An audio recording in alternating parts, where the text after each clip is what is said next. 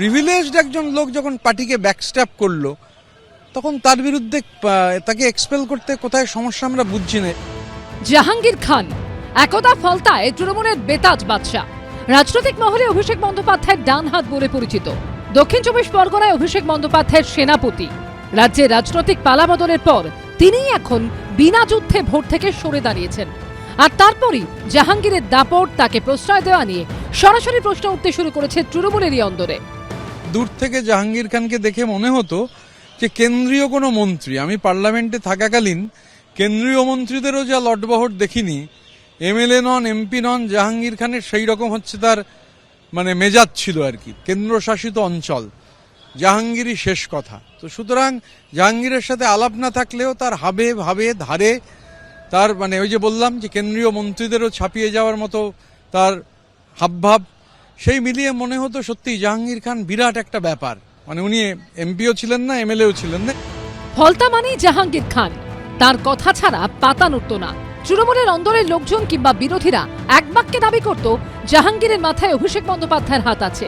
2021 সালের বিধানসভা নির্বাচনে ফলতা থেকে 40,000-এরও বেশি ভোটে জয়ী হয়েছিল তৃণমূল। 2024 সালে লোকসভা ভোটের বিধানসভা ওয়ারির ফল অনুযায়ী ডায়মন্ড হারবার লোকসভা কেন্দ্রের অন্তর্গত ফলতায় 1,68,000-এরও বেশি ভোটে এগিয়েছিলেন অভিষেক। কিন্তু রাজ্যে পালাবদল হতেই ফলতা বিধানসভার পুনর্নির্বাচনের প্রচারে নেই অভিষেক বন্দ্যোপাধ্যায়। আর সেই সঙ্গে লড়াইয়ের আগেই হাওয়া জাহাঙ্গীরও। কিন্তু তারপরও জাহাঙ্গীরের বিরুদ্ধে কোনো ব্যবস্থা নেয়নি তৃণমূল। কেন? প্রশ্ন উঠছে তৃণমূলের অন্দরেই।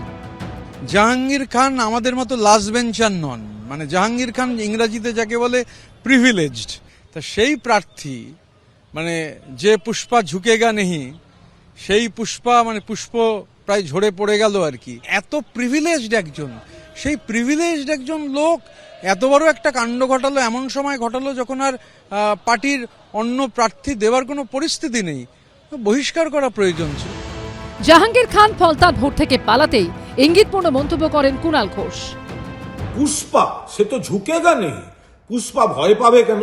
তবে এটা ডায়মন্ড হারবার মডেল এরিয়ার অন্তর্গত, ফলে এখানে অভিষেক বন্দ্যোপাধ্যায়, তিনি মাননীয় সাংসদ, বিপুল ভোটে ওখানে জিতেছিলেন। নিশ্চয়ই তিনি বিচার বিশ্লেষণ করছেন, ও ব্যাপারটা উনি বলতে পারবেন।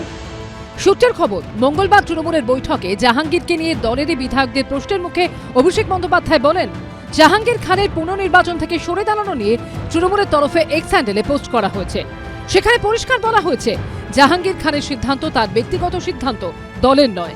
তার এই ধরনের আচরণে নিন্দাও করা হয়েছে। কিন্তু অভিষেক বন্দ্যোপাধ্যায়ের এই বক্তব্য সন্তুষ্ট করতে পারেনি দলেরই বিধায়কদের একাংশকে।